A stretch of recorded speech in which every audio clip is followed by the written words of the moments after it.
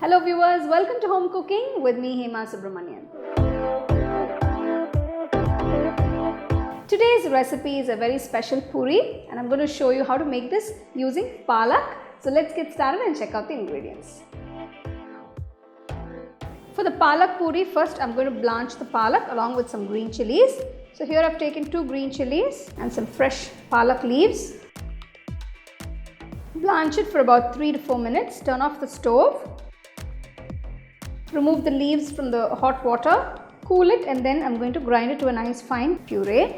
I've added a little water to grind it.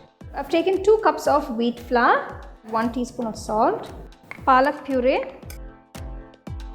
I'm going to knead the dough now.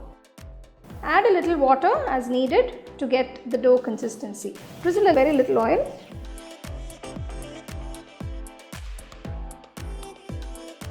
Make small balls and roll it out into puris. Just add a little flour for dusting. Make sure the oil is nice and hot and then fry the puris. So enjoy this delicious palak puri with some nice chana masala or with some nice raita. Now the Dawa style chana masala link is given in the description. So in case you want to enjoy these puris with that, you can try it and enjoy it.